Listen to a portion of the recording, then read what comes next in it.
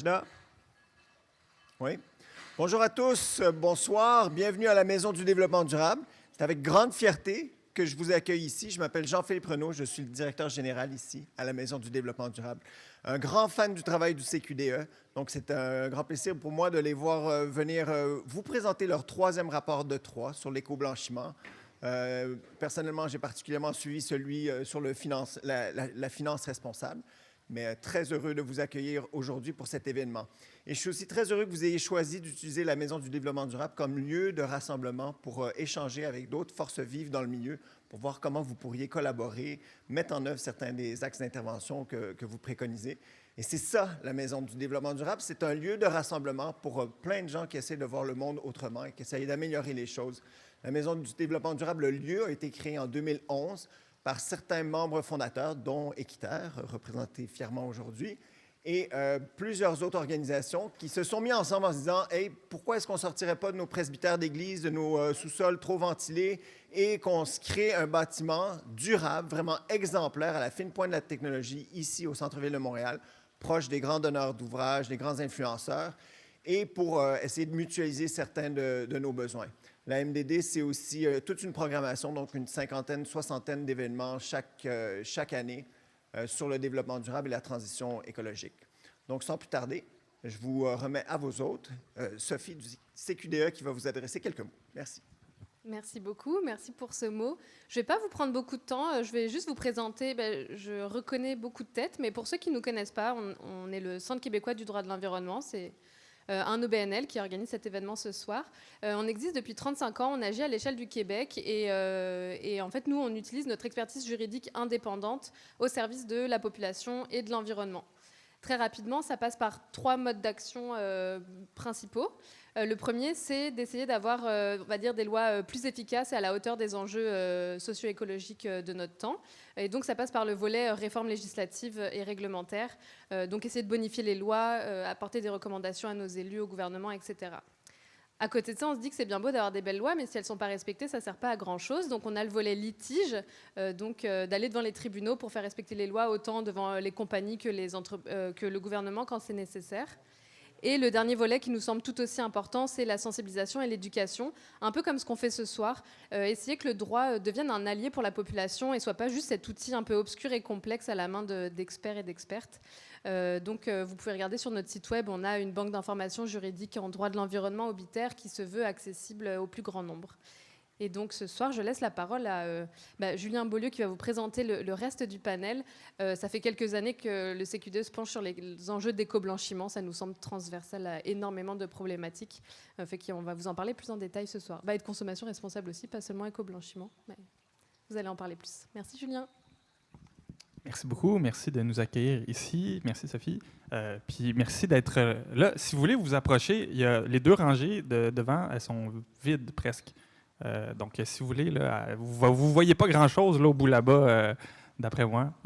Donc, n'hésitez pas à vous rapprocher un petit peu. Super. Un mouvement citoyen, c'est comme ça que ça commence. Merci d'être avec nous. C'est vraiment un grand plaisir de pouvoir participer à cette discussion-là avec trois expertes de haut calibre comme ça. Donc moi, je m'appelle Julien, je suis avocat, je suis chercheur avec le CQDE. Comme Sophie l'a dit, ça fait un petit moment là, qu'on travaille sur les questions d'éco-blanchiment avec le CQDE, tout ce qui est transparence environnementale, allégations environnementales fausses ou trompeuses, comment faire en sorte que les gens aient de la meilleure information pour prendre des meilleures décisions. Et aujourd'hui, on va vous parler un peu d'un nouveau rapport sur lequel on a travaillé, qui va apparaître dans les prochaines semaines. Mais on n'est évidemment pas les seuls à travailler sur ces questions-là d'information, puis de transparence environnementale et de consommation responsable. Mes 3 collègues ici avec moi travaillent également très fort sur ces questions-là. Donc, Sarah-Ève, Catherine et Julie-Christine. Je vous laisse vous présenter rapidement. Après ça, moi, je vais donner une petite présentation sur la consommation responsable, qu'est-ce que c'est. Puis après ça, on va entamer un panel où est-ce qu'on va discuter de toutes sortes de questions intéressantes. Mais évidemment, on va finir avec une période de questions pour que tout le monde puisse apporter son grain de sel puis qu'on puisse discuter tout le monde ensemble. Donc, je ne sais pas qui veut commencer à se présenter.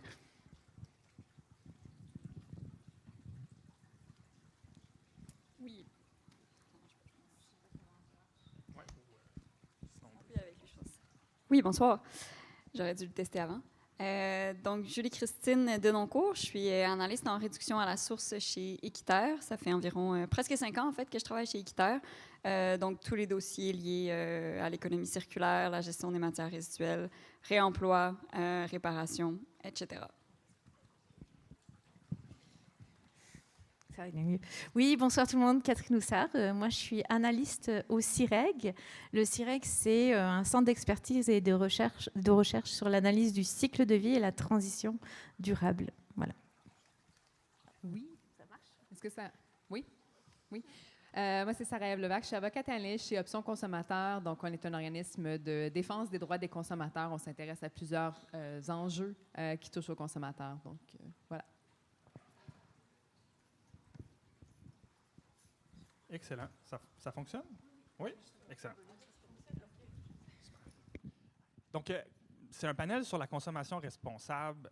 Qu'est-ce que c'est la consommation responsable? Bien, déjà, prenons pour acquis que la consommation, c'est la consommation de produits, de services, acheter des billets d'avion, acheter une télévision, acheter une voiture, c'est des décisions de consommation et on sait que ces décisions-là ont des impacts. On sait qu'à chaque fois qu'on pose une décision de consommation, bien, il y a toute une chaîne de production qui est derrière, que ce soit l'extraction de ressources naturelles, le transport, les productions industrielles, tout ça émet des gaz à effet de serre, on extrait des ressources, on génère des polluants, des substances qui se retrouvent dans l'environnement, on détruit des écosystèmes pour construire des usines, par exemple. Donc, à chaque fois qu'on achète quelque chose, bien, nécessairement, il y a des impacts. Et donc, bien, pour les gens qui valorisent l'environnement puis qui tiennent ça à cœur, bien, réduire ces impacts-là, c'est quelque chose d'important. Et donc, adopter des pratiques de consommation responsables, c'est utiliser ces choix de consommation pour essayer de réduire le plus possible nos impacts, sachant qu'évidemment, mais toute activité a un impact, ou presque. Donc, c'est ça, ça part de ce postulat-là, la consommation responsable. Mais évidemment, pour prendre des décisions de consommation responsable, il faut être capable d'identifier quelles sont les actions qui ont des impacts, quels sont ces impacts-là, puis comment est-ce qu'on peut les réduire en choisissant des produits qui ont des impacts plus faibles.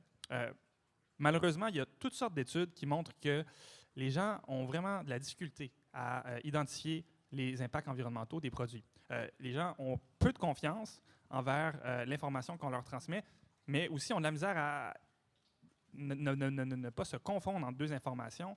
Donc, il y a vraiment un problème en ce moment, là, puis il y a des sondage après sondage, qui montrent que les gens ont de la misère à décoder, ils ont de la misère à distinguer des produits. Lorsqu'on leur donne l'information, ils se méfient. Donc, il semble qu'il y a un problème au niveau de l'information, mais il y a aussi d'autres contraintes qui peuvent empêcher les gens de prendre des décisions de consommation responsables. Il n'y a pas juste l'information, il peut y avoir des contraintes budgétaires, il peut y avoir des contraintes au niveau de la disponibilité des produits. Dans certains cas, il n'y a pas de produits qui sont disponibles. On peut aussi se poser la question, est-ce que c'est le rôle de l'individu d'assurer une transition environnementale? Est-ce qu'on doit responsabiliser les individus? Puis je serais intéressé à vous entendre là-dessus. Là, si, selon vous, le consommateur devrait être un acteur de changement ou est-ce qu'il y a d'autres moyens d'action? Est-ce que c'est le système? Est-ce que c'est les entreprises? Est-ce que c'est le gouvernement auquel il faut s'attaquer? Mais une chose est certaine, les décisions de consommation ont des impacts et pour réduire ces impacts-là, ça nous prend de l'information. Et il y a un problème d'information. Quand vous allez à l'épicerie, la plupart du temps, vous n'avez pas d'informations sur les produits de consommation que vous achetez. On veut s'acheter une laveuse, on n'a presque aucune information sur son empreinte environnementale. Parfois, on va avoir de l'information sur sa performance énergétique. Parfois, on va nous dire qu'un produit est recyclable, mais c'est très rare. Souvent, cette information-là est partielle et sur un indicateur très, très spécifique. Alors qu'en réalité, pour prendre des bonnes décisions, bien, ça nous prendrait de l'information et il faudrait que cette information-là soit complète. Il faudrait que cette information-là soit vraie, nécessairement, qu'elle permette les comparaisons. Il faudrait qu'elle soit vérifiée, qu'elle soit dans un format qu'on peut comprendre. Donc, il y a toutes sortes de conditions pour qu'une information soit utile et de qualité. Et notre rapport, il porte sur ça, le rapport du CQDA qui va sortir dans les prochaines semaines. Donc, c'est un rapport où est-ce qu'on identifie toutes les barrières à la bonne prise de décision par les consommateurs. Et il y a 4 grandes catégories d'instruments qui permettent d'améliorer. 4 catégories d'instruments réglementaires qui permettent d'améliorer la qualité d'information disponible pour la prise de décision par les consommatrices et les consommateurs. Ces 4 catégories-là, c'est les suivantes. C'est les restrictions publicitaires. Donc, on interdit certaines publicités. On l'a déjà fait en matière de tabac, par exemple. On a interdit les publicités de type style de vie. Donc, ça, c'est un moyen, interdire certaines publicités. Et on pourrait le faire en matière environnementale pour réduire la désinformation. On pourrait le faire en interdisant les publicités qui sont incompatibles avec les objectifs environnementaux, par exemple. C'est un premier outil. Un deuxième outil qu'on identifie dans notre rapport, c'est les obligations d'affichage. Encore là, ça existe en matière de tabac, par exemple. À chaque fois qu'on veut acheter un paquet de cigarettes, on a un avertissement sur le paquet de cigarettes qui nous dit « Ah, faites attention, ce produit-là a des impacts négatifs. » On l'a aussi sur les produits alimentaires. On a une liste d'ingrédients, on va avoir habituellement une fiche nutritionnelle qui va nous donner de l'information dans un format standardisé qu'on va être capable de comprendre et de comparer avec d'autres produits. Pourquoi est-ce qu'on ne ferait pas la même chose en matière environnementale en établissant un régime d'affichage des impacts environnementaux? Et il y aurait toutes sortes de façons de le faire. On pourrait le faire avec des avertissements, donc avertir le consommateur quand il y a un produit qui soulève des enjeux, des impacts environnementaux importants, ou avoir quelque chose semblable à ce qu'on a en matière nutritionnelle. On pourrait imaginer des scores environnementaux où est-ce qu'on aurait des indicateurs pour différents enjeux environnementaux. Il y a toutes sortes de façons de le faire, mais nous, on pense que c'est important d'avoir un régime d'affichage environnemental pour que les consommateurs puissent systématiquement, à chaque fois qu'ils veulent acheter quelque chose, comprendre quelle est l'empreinte environnementale de ce produit-là et prendre des décisions. Donc, être conscient des impacts, mais aussi prendre des décisions pour réduire ces impacts-là. Ça, c'est la deuxième catégorie de mesures qu'on propose. La troisième grande catégorie de mesures qu'on propose, c'est de mieux encadrer les lois sur la publicité de resserrer l'application des lois sur la publicité trompeuse. Au Canada, au Québec, on a des lois qui interdisent la publicité fausse ou trompeuse. Donc, c'est interdit de mentir dans des publicités. Et ces lois-là, ben, elles sont appliquées, mais elles pourraient être appliquées de manière plus sévère, de manière plus stricte, de manière plus proactive. Avoir des agences d'application de la loi qui systématiquement vont aller examiner ce qui se dit sur le marché, vont examiner les publicités pour forcer un peu plus de transparence puis s'assurer qu'il y ait des sanctions. Donc ça, c'est la troisième grande catégorie de mesures. Et la quatrième mesure, et je m'arrête là-dessus, puis ensuite on va commencer notre discussion, pour pas que vous pensiez que c'est moi qui monopolise la discussion, là, puis qui invite des gens à côté de moi sur la scène là, pour m'écouter parler. La quatrième grande catégorie, c'est d'encadrer les certifications environnementales. Combien de fois est-ce que vous avez vu un produit qui avait un écolabel, mais que c'était pas clair, qu'est-ce que ça veut dire? Ça, c'est certifié vert, certifié éco-responsable, carboneutre. Il y a toutes sortes d'appellations, il y a toutes sortes de certifications. En ce moment, elles sont soumises aux lois générales sur la publicité trompeuse, mais il n'y a pas d'encadrement spécifique des écolabels, des marques de certification. Et ça, on pourrait le faire. L'Europe propose de le faire en ce moment. On pourrait faire la même chose, c'est-à-dire encadrer les marques de certification, établir des critères minimaux, établir des balises pour faire en sorte que ce n'est pas n'importe qui peut créer n'importe quelle marque de certification et l'afficher sur des produits pour créer un aura d'éco-responsabilité. Donc ça, c'est les 4 mesures qu'on propose au CQDE dans ce rapport-là, qui va sortir bientôt. Mais évidemment, je l'ai dit, on n'est pas les seuls à faire la promotion de pratiques de consommation plus responsables, de meilleure information, de plus grande transparence. Mes 3 collègues travaillent également sur ces questions-là, chacune avec un axe un peu différent. Donc, je vous passe la parole à votre tour de nous présenter votre liste de solutions. Je sais pas, je pense que c'est Julie Christine en premier. Je peux y aller en premier, oui. Oui, donc nous, chez Équiterre, ce soir, je voulais vous présenter 2 grandes recommandations qu'on a en lien avec ce dont tu parlais. La première, c'est lié en fait à la publicité automobile, donc à l'encadrement de la publicité automobile. Vous en avez peut-être déjà entendu parler. On avait fait une étude publiée en 2022, en fait. Puis dans cette étude-là, on avait fait une analyse de contenu des publicités automobiles. Et on avait réalisé que 79% des publicités automobiles présentaient des camions légers, donc des pick-up ou des VUS. Donc, c'est des véhicules qui sont beaucoup plus polluants, qui sont moins sécuritaires aussi et qui sont plus chers à l'achat pour les consommateurs et les consommatrices, mais aussi plus chers à l'usage parce que, justement, ils demandent plus d'essence. Donc, on trouvait que c'était un constat quand même alarmant que 79% des publicités automobiles mettent de l'avant ces modèles de voitures-là. Avec d'autres constats aussi de cette étude-là, on en est venu à des recommandations sur l'encadrement de la publicité automobile. Donc, ce qu'on proposait premièrement, c'est la création d'un code de la publicité automobile et qu'ensuite, toutes les publicités automobiles devraient être préapprouvées avec ce code-là avant d'être diffusées. On proposait aussi, en fait, qu'il y ait des obligations d'afficher des informations sur les impacts liés à l'environnement et à la sécurité aussi de ces véhicules-là, comme je le disais. Et aussi que le prix du véhicule, le prix total du véhicule doivent être affichés dans les publicités parce que ce qu'on a réalisé, c'est qu'il y avait souvent les modalités de financement qui étaient mises de l'avant, des taux d'intérêt avantageux, mais qu'il y avait moins souvent le prix total du véhicule qui était mis de l'avant. Ce qu'on recommandait aussi, c'est de mettre des mentions légales dans les publicités automobiles. C'est fait en France, donc il y a des mentions légales qui promouvoient d'autres modes de transport, donc le transport en commun, le transport actif. C'est fait en France, on pourrait s'en inspirer. Puis finalement, notre dernière recommandation liée à cette étude-là, qui est la plus grosse recommandation, je dirais en fait, c'était l'interdiction de la publicité automobile pour les voitures à essence, de la diminuer progressivement et ensuite de l'interdire. En fait, c'est aligné avec les objectifs gouvernementaux parce qu'au Canada et au Québec, les voitures à essence vont être interdites à la vente dès 2035.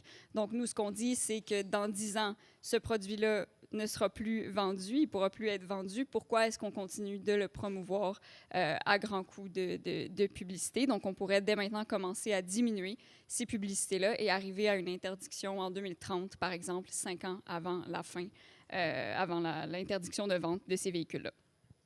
La deuxième recommandation dont je voulais vous parler aujourd'hui, c'est en fait lié à un indice de durabilité pour plusieurs catégories de biens. Ça, c'est lié à une autre recherche qu'on avait publiée aussi en 2022. C'est une recherche, en fait, sur l'accès à la réparation des appareils électroniques et électroménagers.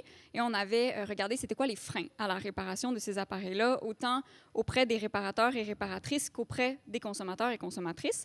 Puis on s'est rendu compte qu'un indice de durabilité pouvait répondre à plusieurs de ces freins-là. C'est quoi un indice de durabilité? C'est en fait une note de 1 à 10, ou ça peut être de A à F, peu importe, mais qui fait état de la durabilité d'un appareil. Donc, est-ce qu'il va durer dans le temps ou pas? Et c'est souvent accompagné d'un code de couleur, donc entre rouge et vert, visuellement, c'est très facile de le comprendre.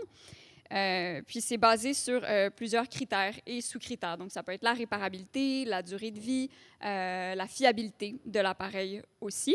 Et c'est obligatoirement affiché au point de vente, donc autant en ligne qu'en magasin.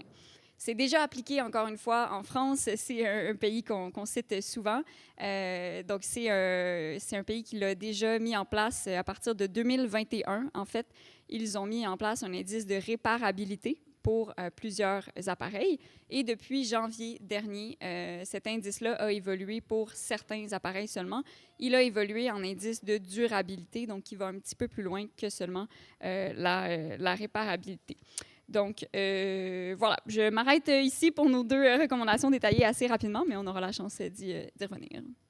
Merci beaucoup. Donc, on voit qu'il y a des gens qui le font. Là. Il y a des gens qui mettent sur pied des indices de durabilité, de réparabilité. Puis il y a des municipalités qui l'ont interdit, la publicité, certains types de publicité fossile. Oui, tout à fait. Oui, en Europe, il y a plusieurs municipalités qui l'ont interdit, ou la publicité pour la viande rouge aussi, si je ne me trompe pas. Je pense que tu le connais mieux que moi, ce dossier-là. Mais oui, il y a plusieurs municipalités qui ont interdit certaines formes de publicité sur leur territoire. Là.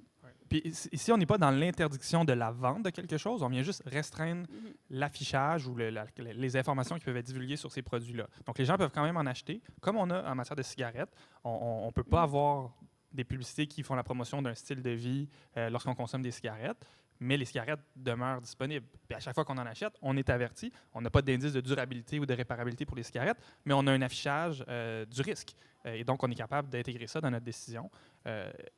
C'est une alternative à l'interdiction, mais l'interdiction, évidemment, c'est une autre solution. Mais merci beaucoup, Julie-Christine. Catherine, de ton côté? Oui, nous, de notre côté, je veux dire, parce que je parle pour le CIREG, en fait, qu'est-ce qu'on fait? On fait de l'évaluation environnementale de produits, de systèmes, de services, pour en fait aider les gouvernements, les entreprises et de plus en plus aussi les citoyens à démêler le vrai du faux et à mettre en place soit des programmes, soit des politiques publiques, soit des stratégies pour réduire l'empreinte environnementale de leurs produits, de leur système ou de leur consommation. Et alors, qu'est-ce que c'est plus concrètement l'analyse environnementale et la façon dont on le fait? En fait, on le fait avec la méthodologie d'analyse du cycle de vie. Donc, ça commence à être connu. C'est une méthode d'évaluation scientifique qui est normalisée aux normes ISO et qui est aujourd'hui recommandée par le Programme des Nations Unies et la Commission européenne comme la méthode à utiliser pour faire de l'évaluation environnementale de produits. Puis j'ai besoin de mes petites notes. Évidemment, c'est toujours comme ça. C'est aussi, en fait, c'est ça. C'est une méthode qui est aussi multicritère et contextualisée. Donc, et c'est important, en fait, contextualiser au système qu'on regarde. Donc, ce qu'on fait au Québec, c'est avec des données québécoises, contextualité à la réalité des Québécois. Et ça, c'est très important. On regarde, en fait, toutes les étapes du cycle de vie. Donc, Julien en a déjà parlé. Donc, pour avoir une vision holistique et éviter justement des déplacements d'impact ou des fausses bonnes idées. Puis, souvent, je prends l'exemple de la voiture électrique. Donc, on reste dans le même sujet de la voiture parce que il est excellent dans le sens où, en fait, une voiture électrique, ça peut être une très bonne ou une très mauvaise idée. Au Québec, on a la chance d'avoir de l'hydroélectricité. Et l'hydroélectricité, à l'utilisation de la voiture, il n'y a pas d'impact. Par contre, une voiture électrique aux États-Unis, par exemple, ou dans une région où en fait, l'électricité est produite dans une centrale au charbon, non seulement la production de la voiture a beaucoup plus d'impact, mais son utilisation ne va pas réduire son impact puisqu'on fait juste déplacer le problème du pot d'échappement à la cheminée de l'usine. Donc, en fait, c'est à ça qu'on sert, à démêler le vrai du faux et puis surtout à éviter de prendre des décisions sans avoir l'heure juste sur l'ensemble. Et donc, je disais qu'on commence à essayer de travailler plus au niveau des consommateurs, donc à vulgariser un peu les connaissances et à les amener au niveau des consommateurs, parce que les consommateurs sont clés aussi dans la transition. Et pour ça, on a créé une chaire sur la consommation durable qui est en création et on cherche des partenaires. Donc voilà, si vous êtes intéressé à ce que je vous en parle plus, venez me voir à la fin. Et dans cette chaire, en fait, un des exemples qu'on prend, c'est parce qu'on a fait des choses déjà concrètes, même si la chaire n'existe pas encore. Moi, j'ai développé en fait en co-création avec un organisme qui s'appelle Polycarbone, qui est une OBNL, le Bureau du développement durable de Polytechnique, les services alimentaires de Polytechnique, un système d'affichage environnemental des menus dans les cafétérias, donc à la cafétéria de Polytechnique, mais maintenant c'est un affichage qui est disponible dans plusieurs établissements, dont le CHUM. Et puis deux cégeps à Montréal, donc le cégep de Rosemont et le collège Annecy. Et qu'est-ce que l'idée derrière ce projet-là? C'est de sensibiliser les consommateurs à l'empreinte environnementale de leur alimentation. Et donc, comment ça fonctionne? L'idée, c'est de leur donner un choix, mais de leur proposer, en fait, ils ont des propositions de plats, mais avec un étiquetage environnemental. Donc, si on prend typiquement l'exemple d'un burger, on va avoir un choix de burger végétarien ou burger de bœuf. Et l'étiquette va te permettre, l'étiquette qui est faite donc, de façon à être très visuelle et simple à comprendre, avec un code couleur qui est très similaire parce qu'en fait, on n'a rien inventé. On a utilisé des choses qui marchent, donc très similaire à ce qui existe en Europe, donc de couleur verte à rouge et une note de A à E. On va pouvoir voir c'est quoi l'empreinte carbone de ce produit-là. Et on va un petit peu plus loin. En fait, on amène aussi un score d'impact d'empreinte carbone. Donc, en fait, le consommateur va être capable de savoir non seulement que le produit est mieux ou que l'autre, mais aussi de voir qu'un burger végétalien va avoir 4 fois moins d'impact. Et puis on va même plus loin. En fait, on donne plusieurs niveaux d'information grâce à des QR codes. Donc avec un QR code, un curieux va pouvoir savoir mais pourquoi ce burger a plus ou moins d'impact, quels sont les ingrédients dans le burger qui font qu'il y a d'impact et pourquoi cet ingrédient a de l'impact. Donc c'est vraiment des niveaux d'information pour répondre en fait aux attentes de différents types de consommateurs. Voilà, je pense que c'était ce que j'avais à dire sur cette partie-là. C'est fascinant quand même. Là. Imaginez que vous arrivez, ça pourrait être ça dans la vie de tous les jours. Là. Tous les jours, on pourrait aller dans n'importe quel magasin, on traverse la rue, on va au restaurant, et à chaque décision, on nous informe sur l'impact, puis comment est-ce qu'on peut choisir en conséquence pour réduire l'impact. Évidemment, dans certains cas, les consommateurs ont peut-être pas la capacité de choisir un autre produit. Il n'y a pas toujours un substitut ou le substitut n'est peut-être pas toujours dans un budget qu'on est capable de se permettre, mais au moins on a l'information, puis ensuite on peut demander des politiques structurantes pour changer puis rendre ça accessible ou interdire les alternatives qui sont plus polluantes. Donc notre message, c'est pas que tout doit reposer sur l'épaule des consommateurs, mais la conscientisation et une augmentation de la littératie, ça fait clairement partie de la solution selon nous. Si vous voulez en savoir plus sur de voir les impacts très, très concrets du travail de Catherine. Elle est souvent citée dans la presse. Il y a souvent des... Le facteur humain, surtout. Puis, ouais. Je travaille aussi avec l'équipe de moteurs de recherche à Radio-Canada, avec Mathieu Dugal. Oui. Donc, le chocolat récemment, je pense que c'était l'exemple. Oui, ça, c'était dans la presse. Mais oui, la semaine prochaine, on va parler de café. Un moteur de recherche. Merci beaucoup. Mais tu m'avais demandé, en fait, aussi, c'est quoi les succès et les difficultés de ce projet-là. Oui, vas-y. Fait que peut-être je vais faire très vite. On a le temps, on a le temps. On est là pour ça. Ouais, c'est un projet qui a eu beaucoup de succès. Bon, maintenant, il est en place dans 4 établissements. Puis, en fait, c'est un peu... on a, comment dire, un problème avec ce succès-là, c'est que on n'est pas capable de répondre à la demande. Il y a beaucoup d'autres établissements qui le voudraient. Mais ça prend beaucoup de données parce qu'on fait ça de façon rigoureuse, avec des données rigoureuses. Et on a travaillé sur la digitalisation de nos outils pour faire des calculs plus rapidement, mais ce n'est pas suffisant. Ça prend encore beaucoup de ressources. Donc, ça prend des investissements de faire ces travaux-là. Moi, j'ai fait beaucoup de travail bénévole dans les dernières années pour faire naître ce projet-là. Mais c'est ça, il faut aller plus loin que du travail bénévole dans le futur. L'autre élément, c'est que ça sensibilise les citoyens, mais en fait, on s'est rendu compte que c'était super intéressant aussi pour sensibiliser les chefs des services alimentaires et modifier l'offre alimentaire des menus. Et c'est peut-être là où même l'impact est le meilleur aujourd'hui, parce qu'on n'a pas vraiment de résultats sur des changements de comportement. On n'a pas beaucoup de données sur des changements de comportement auprès des consommateurs, mais ne serait-ce qu'avoir en fait twister un petit peu l'offre des menus grâce à la conscientisation des chefs, ça va faire une différence dans la société. Et puis, un des succès aussi, c'est qu'on arrive avec une information simple, mais à plusieurs niveaux.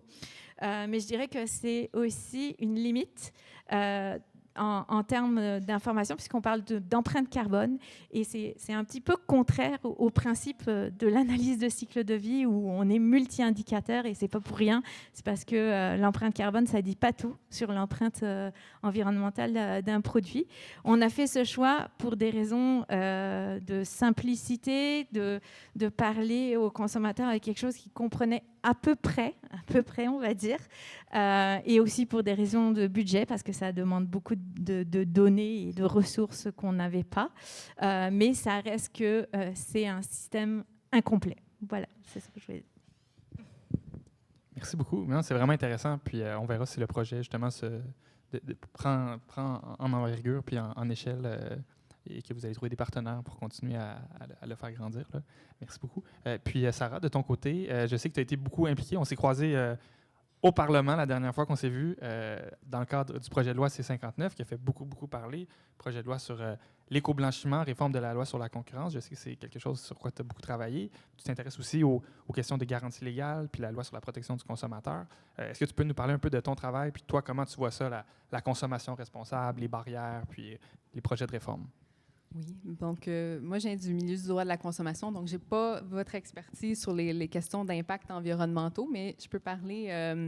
Effectivement, on fait des représentations au gouvernement là, quand il y a des projets de loi, par exemple, le projet de loi C-59. Donc, c'est des questions qui nous ont intéressés où on a fait des représentations. Je dirais que dans le projet de loi, bon, ce qu'il faut savoir, c'est qu'il y a eu beaucoup de réformes de la loi sur la concurrence dans les dernières années. Là. Dans le projet de loi C-59, il y avait 3 grandes modifications, en fait, qui avaient rapport à la protection de l'environnement. Donc, la modification par rapport à l'éco-blanchiment, l'introduction d'un droit à la réparation, puis l'ajout de la possibilité pour des entreprises de conclure des accords environnementaux qui seraient certifiés par le Bureau de la concurrence, qui est l'organisme de surveillance d'application de la loi sur la concurrence. Donc, premièrement, si je peux y aller pour l'éco-blanchiment, donc on en a beaucoup parlé. En fait, c'était une modification qui ajoutait l'interdiction de faire des représentations sur un produit particulier qui était et de son impact sur l'environnement qui n'était pas soutenu par des épreuves suffisantes. Donc, ce qu'on a fait, en fait, et Julien aussi également a fait ces représentations-là, c'est que cette interdiction-là était beaucoup trop restreinte parce qu'elle s'appliquait seulement aux produits et donc ne s'appliquerait pas aux allégations générales d'une entreprise. Donc, une entreprise qui disait qu'elle était, par exemple, carboneutre, n'aurait pas été couverte par cette nouvelle interdiction-là. Puisque l'interdiction prévoyait seulement les allégations sur un produit particulier. Ce qu'on donnait comme exemple, c'est l'Europe, où les allégations générales d'une entreprise, donc qui ne sont pas soutenues, sont interdites. Et donc ça, il y a une modification qui a été faite et maintenant, l'article qui a été adopté, en fait, s'applique aux allégations par rapport aux produits, mais aussi aux allégations générales d'une entreprise sur ses pratiques environnementales, par exemple. Ce qu'on remarque, par contre, c'est que ces interdictions-là restent uniquement dans la partie civile de la loi sur la concurrence. Donc, il n'y a pas l'équivalent pénal, donc d'accusation criminelle possible pour ces manquements à ces obligations-là. Puis aussi, il n'y a pas une obligation de divulguer donc, la preuve scientifique. Donc, il n'y a pas une obligation de donner cette information-là aux consommateurs. Et également, bien, les entreprises peuvent choisir de divulguer des informations qui sont positives pour l'environnement, mais ne pas divulguer des informations qui pourraient être négatives, par contre, sur l'environnement, ce qu'on appelle le cherry picking. L'autre chose aussi qu'il y avait dans la loi sur la concurrence, sur laquelle on a fait des représentations, c'est l'introduction d'un droit à la réparation. Donc, le gouvernement nous présente ça comme un droit à la réparation. Notre opinion, c'est que cette modification n'est pas suffisante et est timide, dans le fond, pour assurer que les consommateurs vont avoir un véritable droit à la réparation. Parce que pour l'instant, donc, elle prévoit uniquement qu'on pourrait forcer un commerçant à fournir un moyen de réparation, mais les recours sont peu accessibles aux consommateurs et la condition pour l'application de cette règle-là, c'est que le moyen de réparation doit être facilement fourni. Et donc, on considère que peut-être certains appareils qui sont conçus de façon à ce que la réparation soit difficile, par exemple, en ayant des pièces spécialisées, en ayant besoin des outils spécialisés pour être considérés comme les moyens pourraient être difficilement fournis pour la réparation. Donc, pour nous, c'est un enjeu dans les modifications qui ont été mises en place. Puis, je vais finir brièvement sur les accords. La certification d'accords environnementaux, donc, la loi sur la concurrence va permettre maintenant à des entreprises de s'entendre pour, dans le fond, faire des accords pour la protection de l'environnement. Et ces accords-là pourraient être certifiés par le Bureau de la concurrence. L'enjeu, c'est que ces accords-là offrent une immunité sur plusieurs infractions de la loi, comme par exemple les accords anticoncurrentiels. Et cette immunité-là serait d'une durée très longue. Là, on parle d'une période de 10 ans.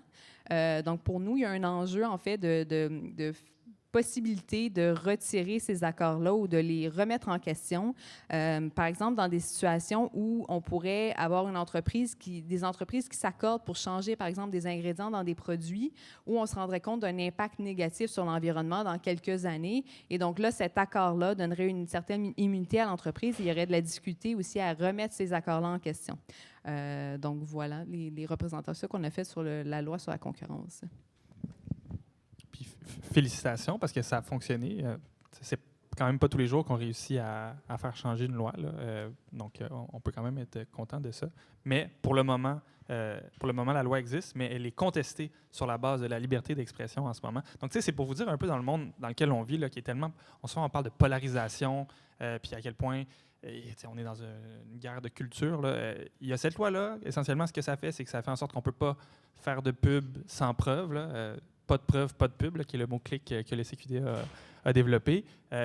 Et là, ben, il y a des entreprises qui disent non, parce qu'en exigeant des preuves, vous venez restreindre notre capacité à s'exprimer. Et donc là, il y a une poursuite sur la base de la liberté d'expression. On va voir si ça va être maintenu ou pas. Mais c'est juste pour montrer un peu là, la difficulté on n'est même pas dans l'interdiction de produits, on est simplement dans l'exigence d'avoir des preuves lorsqu'on fait des allégations. Puis déjà ça, c'est contesté dans les tribunaux. Donc le progrès se fait de manière très lentement. Mais bon, il y a quand même du changement, il y a des choses qui bougent. Puis il n'y a pas juste des choses qui bougent ici, il y a des choses qui bougent à l'international. Il y a des pays qui, tu en as parlé un peu, Julie-Christine, il y a des pays qui avancent, qui ont déjà fait des choses. Quels sont les bons exemples en matière de pratiques responsables de consommation, de transparence environnementale? Est-ce qu'on a des bons exemples dont on peut s'inspirer? Tu en as mentionné déjà quelques-uns, là? Oui, ben, je peux revenir en fait sur l'exemple de l'indice de réparabilité et durabilité en France. Puisque ça a été adopté en 2021, on a quelques résultats déjà. Il y a des études qui ont été menées pour savoir si ça avait réellement changé les comportements des consommateurs et des consommatrices. Puis les résultats sont quand même assez encourageants. Donc, j'ai quelques données clés pour vous. Selon des sondages qui ont été réalisés, donc on a entre 76 puis 90 des personnes qui trouvaient que l'indice était réellement utile pour choisir des produits plus durables.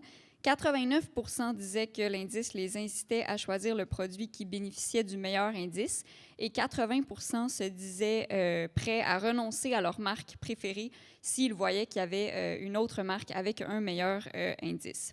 Il y avait aussi une enquête qui a été réalisée dans 2 grandes enseignes de magasins, donc par exemple un Best Buy ou ce genre de magasins où ils vendent des produits électroniques et électroménagers et sur plus de 4000 différents produits. Puis cette enquête-là a révélé qu'au cours du temps, là, depuis 2021, les produits vendus étaient en fait plus réparables et que l'indice moyen des produits là, qui étaient dans les magasins avait augmenté aussi au fil du temps. Donc, oui, on peut dire que c'est vraiment un outil d'information qui a des impacts réels. Puis ce que je trouve le plus intéressant, c'est l'impact sur les entreprises, en fait, parce que quand je dis que l'indice de réparabilité a augmenté au fil du temps, c'est parce que les entreprises ont vu que c'était un vecteur de concurrence entre les marques, que ça leur permettait de se distinguer et qu'ils pouvaient faire plus de ventes si leur indice était plus élevé. Donc, ils ont eux-mêmes fait des changements dans leurs pratiques, ils ont mieux conçu leurs produits.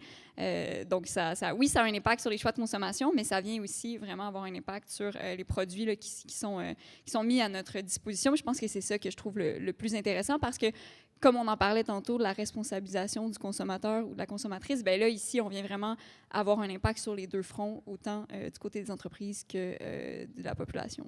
Oui, c'est ça. Finalement, ces entreprises-là réagissent à la demande, mais aussi, on peut se dire probablement qu'elles deviennent conscientes de leurs impacts, elles aussi. Puis on disait... c'est exactement la même chose qu'on a avec les services alimentaires. Là. Ils sont conscients qu'ils peuvent faire mieux. Là. Ouais. Puis on n'améliore pas ce qu'on ne mesure pas. Donc là, on a de la nouvelle information sur nos activités, puis on est capable de changer. Ouais. Mais merci beaucoup. Donc il y a de l'espoir, il y a des choses qui fonctionnent, puis il y a des gens qui les mettent en œuvre. Sarah, on a parlé tantôt un petit peu d'écolabel, de marques de certification. On en voit beaucoup.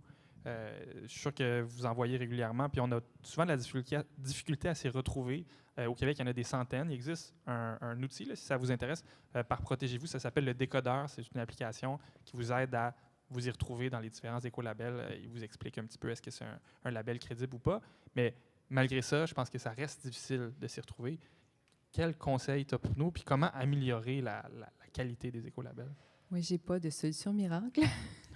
Ça fait pas la solution, je pensais que tu allais arriver avec la solution. Mais c'est ça, il y a une multiplication d'écolabels. C'est Ecolabel Index qui dit qu'il y en a 450 à l'échelle mondiale. Puis en ce moment, il y a beaucoup, les consommateurs ont beaucoup d'informations, puis les labels, on demande d'en rajouter. Là, par exemple, là, les gens veulent avoir l'information sur l'origine des produits, dans le contexte actuel. On a les informations sur les valeurs nutritives, on a déjà plein de labels. Donc, j'ai pas de solution miracle, mais ce que je dirais, ce serait, premièrement, la qualité de l'information puis la simplicité de l'information qui est donnée aux consommateurs. Donc, les labels, en ce moment, peuvent être, par exemple, sur un point très précis.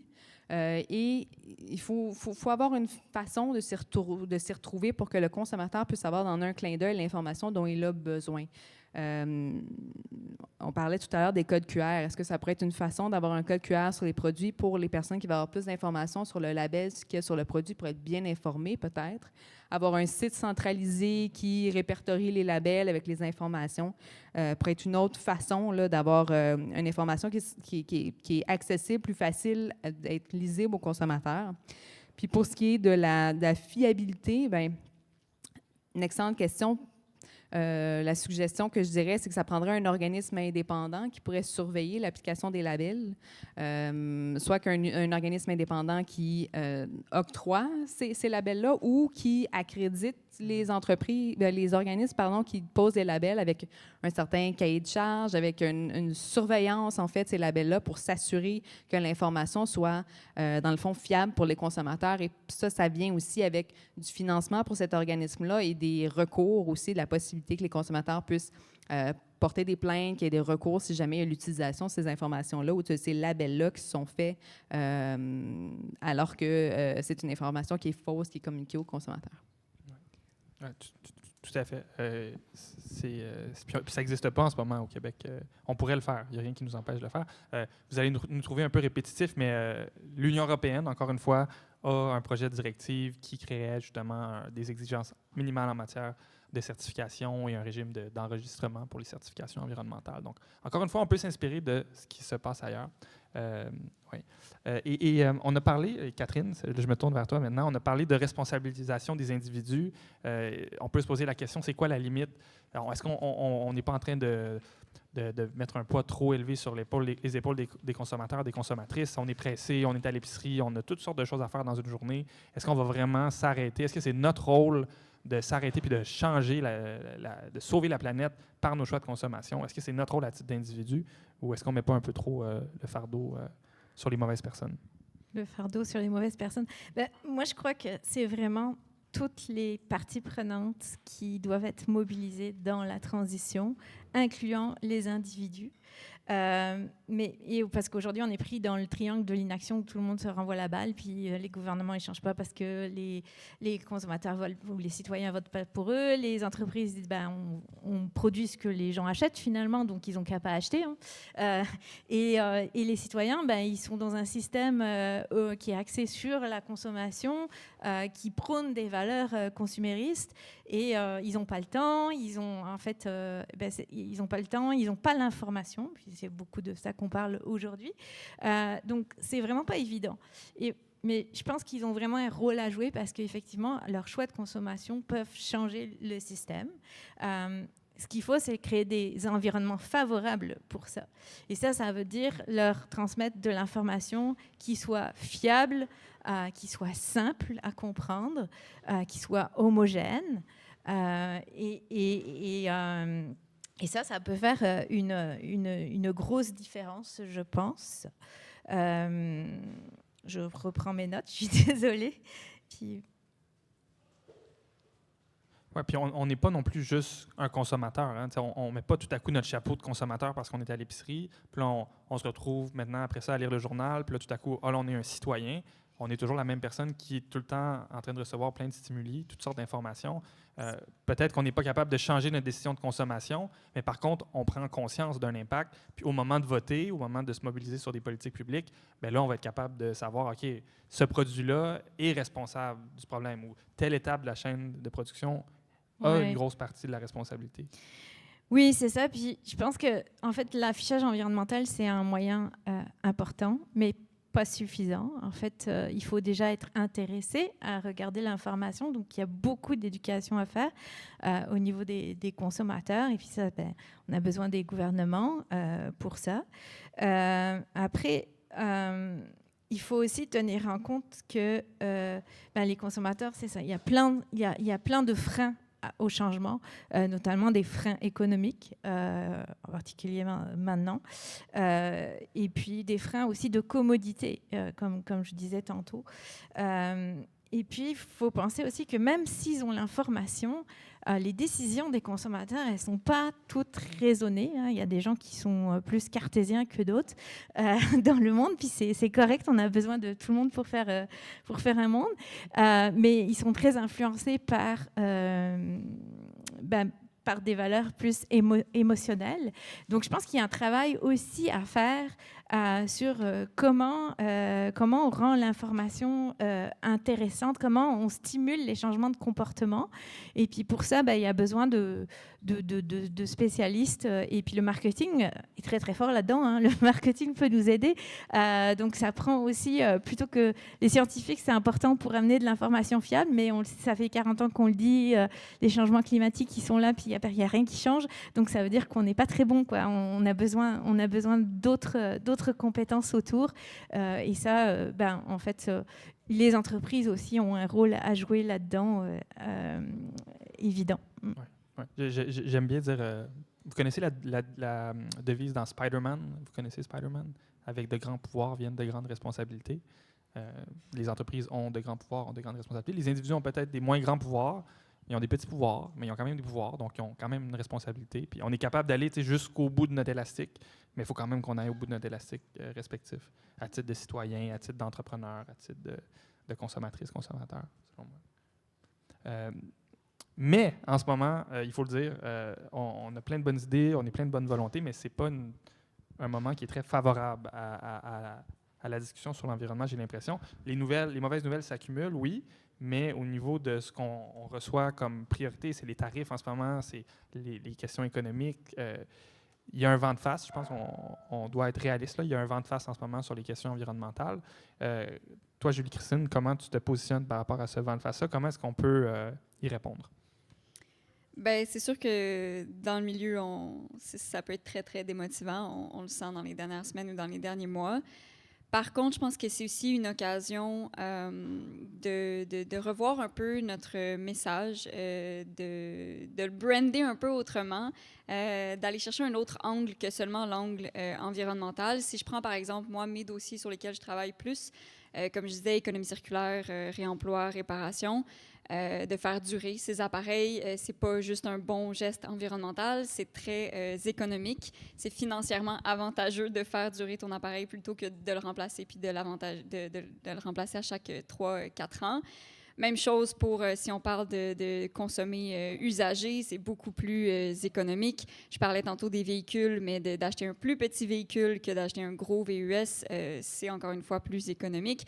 Donc, il y a cet argument-là que je pense qu'il peut venir rallier plus de gens, mais qui peut aussi venir rallier plus d'élus, de députés, de gens au gouvernement. On parle beaucoup des tarifs, de la crise du coût de la vie des dernières années. Il y a, je pense, aucun élu qui serait contre des mesures qui viendraient donner plus d'argent dans le portefeuille là, des Canadiens et Canadiennes, comme on entend bien souvent. Donc voilà, je pense que c'est vraiment une occasion de ramener d'autres angles au message environnemental. Je pense aussi à tout ce qui est question de santé publique.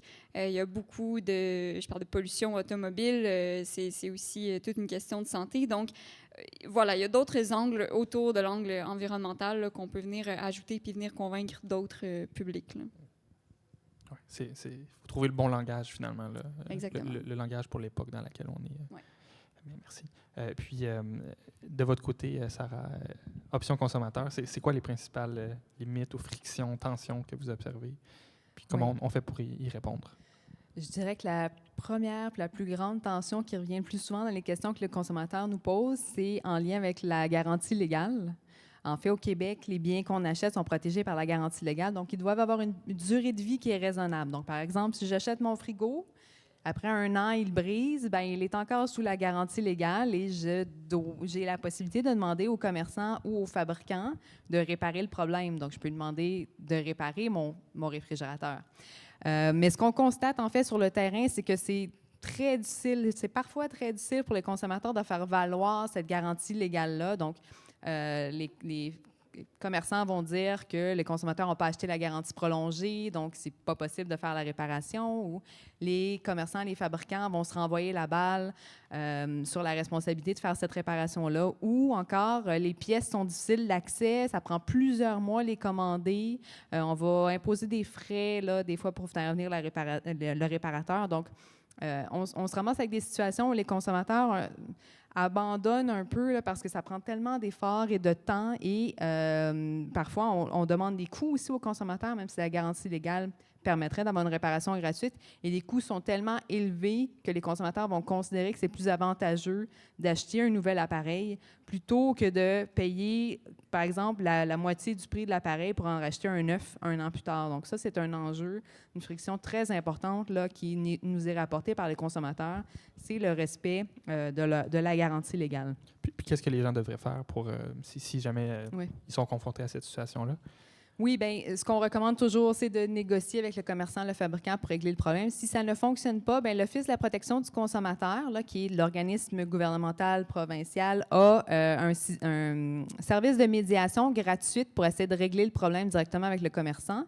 Mais il faut que le commerçant soit inscrit à cette plateforme de médiation-là. Donc, il faut appeler l'Office ou vérifier sur leur site si votre commerçant fait partie de ce service-là.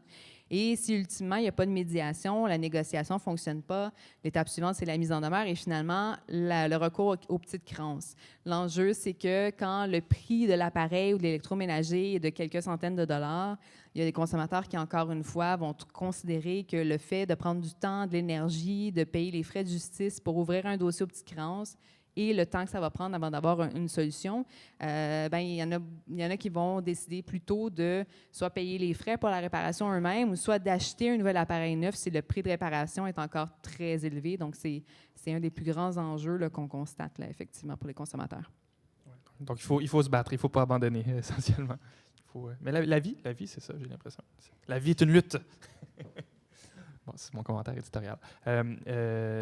Dernière question, avant qu'on passe à la période de questions pour vous. En fait, c'est vos questions ensuite. Donc, vous prenez le micro. Catherine, c'est un peu technique. Je sais pas, est-ce que vous trouvez que c'est un peu technique, la discussion qu'on a jusqu'à présent? Non, c'est quand même assez accessible. OK, ça va. Mais reste que les questions environnementales, l'évaluation d'impact environnemental, ça peut devenir technique. Ça peut être difficile de comprendre, OK, ce produit-là, quel est son impact, quel est son cycle de vie, puis tous les indicateurs pas possibles que vous évaluez quand vous faites une analyse de cycle de vie. On n'est pas tous des experts, on n'est pas tous des experts. Comment on devrait faire pour s'y retrouver? Comment on peut aider les gens à... Oui, c'est pas évident. Puis comme Sarah disait, aujourd'hui, il y a beaucoup d'allégations qui sont faites sur le positif. Donc, en fait, c'est du marketing pour faire vendre un produit. Et on ne communique pas sur les impacts, en fait. On communique juste sur les bénéfices d'un produit. Et les impacts, ils sont nombreux. Puis aujourd'hui, je crois que les consommateurs, ils veulent avoir leur juste. En tout cas, c'est ce que disent les études consommateurs en Europe. Ici, je ne sais pas, j'en ai pas vu encore. Mais il y a des consommateurs qui sont prêts à acheter un produit qui est classé E parce qu'ils ont décidé de le faire. Mais ils sont contents de savoir que ce n'est pas un bon choix environnemental. D'avoir au moins l'information, c'est important. Donc, je pense que c'est vraiment... et puis, probablement que les entreprises sont frileuses. En fait, les entreprises ne communiquent pas quand elles ont des produits qui ne sont pas performants d'un point de vue environnemental. Et ne pas communiquer, c'est comme, c'est comme un petit peu mensonger. Donc, c'est pour ça qu'on a besoin d'encadrement. Ça va aider beaucoup. Après... Au niveau de l'analyse de cycle de vie, oui, comme on dit, c'est très technique. Les expériences qu'il y a, c'est encore en Europe. Il y a eu, en fait, depuis 2004, donc ça fait 20 ans qu'ils font des tests. La France était les premiers, mais il y a plein de pays européens qui ont embarqué avec toutes sortes de systèmes environnementaux. Et ils ont essayé des scores... toujours basé sur la CV, donc quand même parce qu'il y a une réglementation, des scores multi-indicateurs et des scores uniques et des scores mixtes qui sont avec des indicateurs d'ACV et des indicateurs plus qualitatifs qui correspondent plus aux concerns des consommateurs. Puis chacun de ces systèmes-là, ils ont des avantages et des inconvénients en fait. Les scores d'indicateurs environnementaux, ils sont scientifiques, mais un indicateur peut aller dans un sens et l'autre dans l'autre. C'est pas parce que l'empreinte carbone est bonne que l'empreinte eau d'un produit va être bonne. Donc ça met le consommateur face à un dilemme. Moi, je trouve que c'est pas un problème tant qu'il n'y a pas 20 indicateurs, parce que c'est là aussi.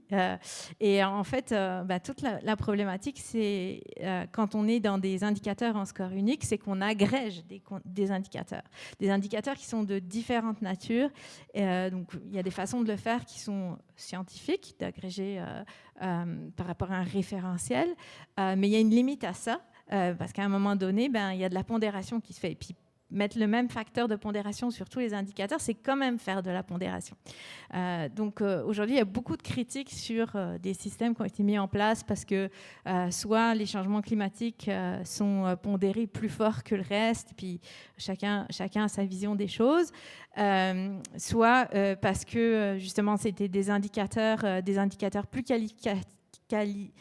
qualitatifs qui parlent mieux aux consommateurs, mais qui en termes d'enjeux environnementaux, ne sont pas nécessairement les plus grands enjeux.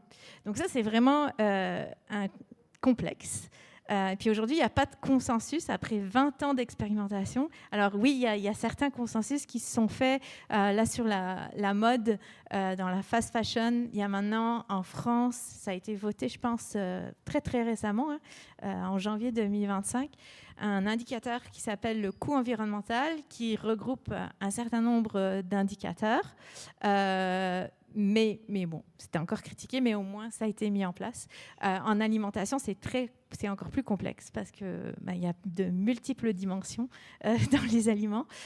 Donc pour l'instant, il n'y a pas de consensus. Donc c'est un petit peu compliqué de démêler tout ça. Puis on a eu une rencontre vraiment intéressante tout à l'heure à ce niveau-là, mais il y a des choses qui bougent.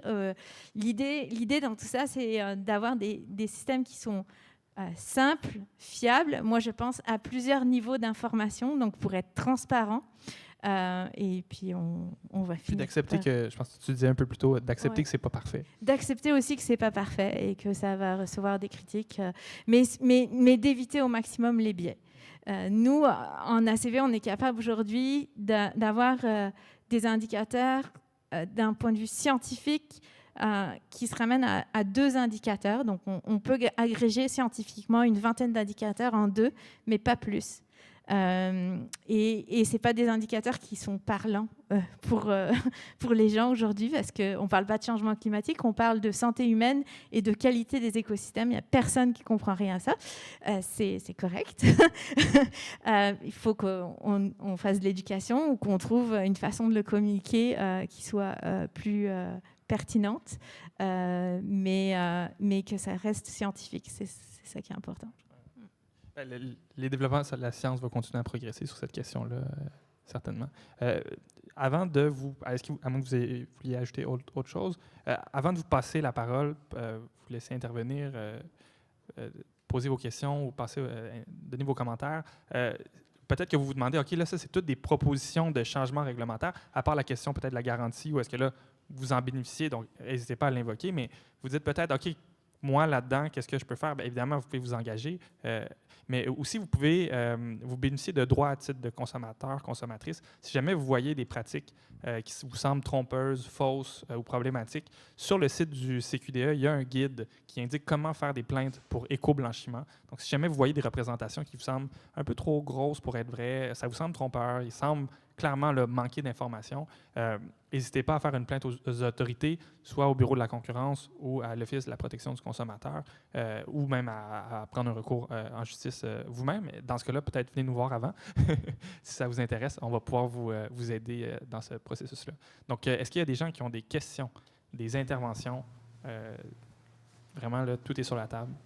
Et on n'en prendra pas beaucoup parce qu'il est déjà tard, mais désolé. On pourra après discuter de manière plus informelle autour d'un verre.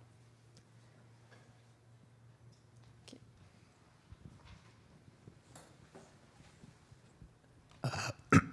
Allô? OK, ça marche. Je me demandais si, par rapport aux indices, ou tous les facteurs qu'on pourrait mettre, est-ce que ça n'engagerait pas toutes les compagnies qui sont déjà bien nantis et que ça va juste, qui font des affaires qu'on pourrait juger non essentielles?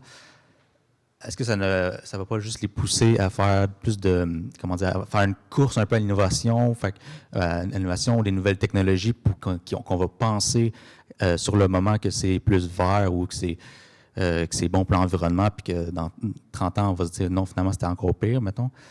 Donc, est-ce que ce genre d'indicateurs ou ces indices-là puis sans vraiment mettre le doigt sur le vrai problème, ça va pas juste, justement, créer une course au technosolutionnisme puis engendrer encore plus d'impact, parce que même surtout si on met l'emphase, comme 90, si on met l'emphase sur, par exemple, juste les GES, on peut facilement trouver, je dis ça de même, mais on peut facilement trouver une technologie pour réduire les GES, mais que l'impact sur, par exemple, l'érosion de la biodiversité ou plein d'autres choses, les autres limites planétaires, va être encore plus affecté. Un indice que je trouvais qu'on vous avez mentionné, c'est comme l'automobile, le véhicule électrique. Si on changeait le parc automobile du Québec 1 pour 1 de véhicules à combustion à véhicules électriques, c'est pas un vrai changement considérant l'amplitude de l'urgence climatique, même si j'aime pas dire le terme climatique, puisque c'est plus que juste le climat. Donc, c'est un peu comme, je ne sais pas, on va savoir votre avis par rapport à ce que je viens de dire. Ben, je peux y aller vite, mais Catherine, tu pourras compléter. Mais moi, ma réponse, ça va peut-être sonner plate, mais dans le sens où moi, mon poste, c'est analyste en réduction à la source. Donc, évidemment que la priorité reste la réduction à la source, donc de ne pas acheter pour rien, toujours de réduire ce qu'on consomme, mais ce qu'on produit aussi. Donc, ce serait ma réponse très courte et très plate. Après ça, les solutions qu'on a mis de l'avant, ça reste des solutions qui sont peut-être un peu plus loin dans les priorités en termes d'économie circulaire ou de stratégie 3RV, là, si on en parle comme ça. Mais ça reste quand même des solutions qui se valent, selon moi, si on passe par-dessus la première priorité qui est la réduction à la source. Oui, mais en fait, je trouve que ta réponse est très bien. Je pourrais m'arrêter là parce qu'effectivement, en fait, l'éléphant dans la pièce, c'est ici, on parle de consommation, mais on ne parle pas de déconsommation. Puis la solution, elle est plus là-dedans, mais elle n'est pas sexy. Il n'y a personne qui veut entendre parler de déconsommation ou même, surtout dans la situation économique où on est. Faut être réaliste, il faut être pragmatique. Donc oui, aussi j'entends toujours le même discours que la technologie va nous sauver. Moi, je suis tout à fait... pourtant, je suis ingénieure, hein, mais la technologie ne va pas nous sauver, ça c'est sûr. La technologie peut être utile. Puis, en fait, je pense que dans les discussions qu'on a eues aujourd'hui, on voit que avec, par exemple, de l'affichage environnemental qui est vrai, qui est fiable, qui est complet, on peut embarquer aussi les entreprises dans des changements et leur montrer qu'ils peuvent progresser. Et en fait, c'est une façon détournée de finalement améliorer notre situation. C'est pas suffisant. Je suis vraiment d'accord avec vous. Il faut aussi en fait changer les modes de vie. Et ça veut dire déconsommer. Puis ça fait partie d'un bouquet de mesures. Par exemple, en France, ils ont un affichage pour la performance énergétique des bâtiments, mais le gouvernement va interdire éventuellement les bâtiments qui sont des passoires thermiques qui performent le moins. Ça peut être combiné. Tu as ton régime d'affichage, mais tu as aussi des interdictions pour les produits qui sont les moins performants. Fait que là, tu enlèves les pires. C'est pas juste de l'affichage, ça peut être de l'interdiction, ça peut être des standards de performance, ça peut être toutes sortes de mesures qui font en sorte que la réduction a lieu et que c'est pas juste une course à plus de consommation ou un effet rebond. Une autre intervention? Oui? Ça serait bien que ce soit court et les réponses aussi, ça vous va? Parfait. Merci. Je vais faire ce court. Je sais que la loi sur la concurrence a été modifiée afin d'introduire deux nouvelles, notamment une interdiction de faire de l'éco-blanchiment au niveau des produits, mais aussi au niveau de l'entreprise. Donc, ne pas faire des allégations vertes qui sont vides de substance. Par exemple, nous sommes une entreprise qui est à la poursuite de la carboneutralité d'ici 2050 sans nécessairement avoir d'appui. Je sais qu'il y a beaucoup d'indicateurs. On a développé des indicateurs pour mesurer peut-être la durabilité des produits, mais ce n'est pas nécessairement le cas pour de telles allégations. Donc, je voulais savoir, en fait, si je me trompe, ou je veux juste avoir votre avis sur cette dimension-là. Oui, c'est ça. Donc, les modifications interdisent de faire des allégations sur l'environnement, là, en général, qui ne sont pas soutenues par des épreuves suffisantes. Et il n'y a pas encore d'interprétation de l'article, étant donné que ça vient juste d'être adopté, là. Effectivement, c'est une excellente question parce qu'il y a des termes généraux comme carboneutre et vert où on n'a pas encore de définition claire. Donc, la question, c'est comment tout ça va être interprété. Puis, est-ce qu'on ne veut pas aller, en fait, en Europe, les termes trop généraux ont été interdits, comme le terme vert ou bon pour l'environnement, là. Donc, c'est des questions qu'on pourrait se poser. Est-ce qu'on devrait aller plus dans cette direction-là? Je veux juste rajouter, parce que tu parlais au niveau des entreprises aussi, il y a quand même des choses qui se mettent en place aussi. Là, je pense au SBTI, par exemple, qui est le Science Based Target, qui n'est pas parfait non plus comme système, mais qui essaye d'encadrer de plus en plus les allégations de carboneutralité et d'encourager les entreprises à réduire leurs impacts avant de compenser leurs impacts. Donc, il y a vraiment maintenant tout un cadre qui est mis en place pour ça. En termes de vérification, les ressources ne sont pas nécessairement là pour vérifier tout, mais ça s'améliore. C'est ça. Il y a des gens comme Sarah qui sont là pour ça aussi, au niveau des lois. Et puis, oui, ça prend des vérificateurs indépendants. Ça s'améliore, mais l'enjeu, c'est qu'on n'a pas beaucoup de temps devant nous pour prendre action et puis agir efficacement. Merci. Merci beaucoup. Je pense qu'on est à court de temps. Oui. Oui. Parfait. Mais venez, on va continuer à jaser. Il y a du petit vino qui est là, sans alcool. Il y a du vin, il y a du mou de pomme sans alcool et des bouchées qu'il faut manger. Oui, parce qu'on est dans un événement de consommation responsable, fait que laissez-nous pas des qu'il faut bouchées consommer, traîner, s'il vous plaît. Pas de pas aller faire du gaspillage alimentaire. Oui, c'est ça, on ne va pas aller faire du gaspillage certain. Donc merci beaucoup d'être venu, vraiment apprécié. Merci beaucoup à vous.